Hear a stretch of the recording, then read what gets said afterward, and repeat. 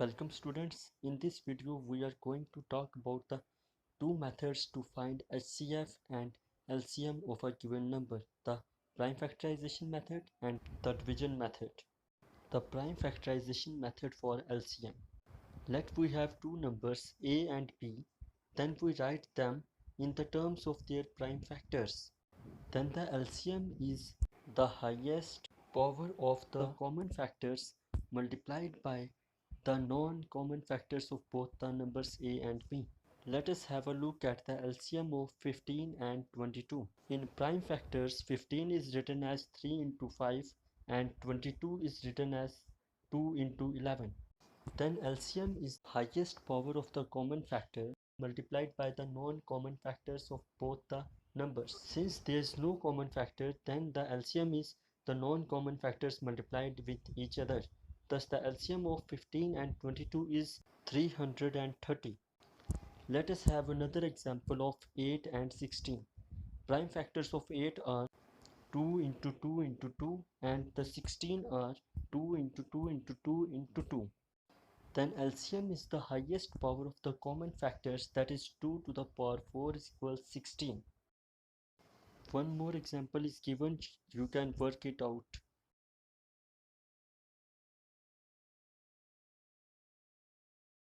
Now talking about the prime factorization method for HCF of two given numbers A and B, you write all the prime factors of A and B. Then HCF is the lowest power of the common factor. Let us have a look at the HCF of 8 and 12. The prime factors of 8 are 2 into 2 into 2 and that of 12 are 2 into 2 into 3. The common factor here is 2 and its lower power is 2. Thus the HCF is 2 square equals 4.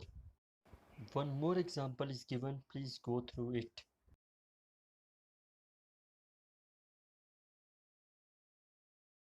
The prime factorization method can be extended for more than two numbers also, following the same sequence.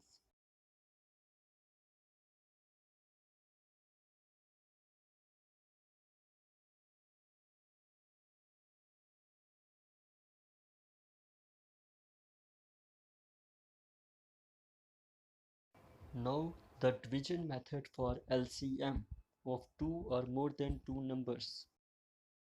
We write all the numbers in tabular format as shown and then divide them by a number by which all of them are completely divisible. If all the remainders are 1, then we conclude the process, but if all the remainders are not equal to 1, then we repeat the process dividing it by the number by which all the remainders are completely divisible. And the process goes on till we get a set of numbers which are not completely divisible by any of the numbers. When we reach a situation where all the remainders are 1 or they are not further divisible, we write LCM as the product of all the factors multiplied by the set of numbers in the last row. Have a look at the LCM of 24 and 56. One more example is given, please go through it, and if you have any doubts, do ask me in the comment section. Now the division method for HCF or GCD of two numbers A and B. We write the largest number as dividend and the smallest number as divisor and carry out the division process.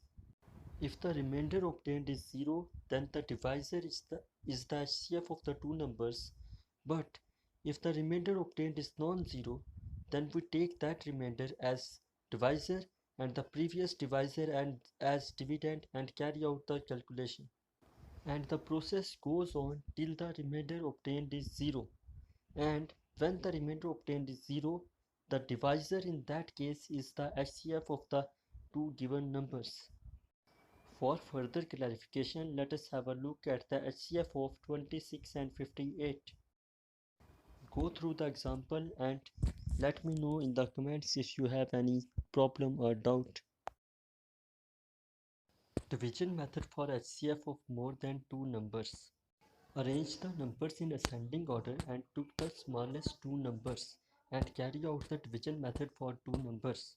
Once you get the remainder is equal to 0, took the divisor in that case as divisor and dividend the next number in that ascending order and carry out the process for two numbers again. Do this process again and again till all the numbers are divided, and the divisor in the last step is the HCF of all those numbers. Let us have a look at the HCF of 8, 10 and 15.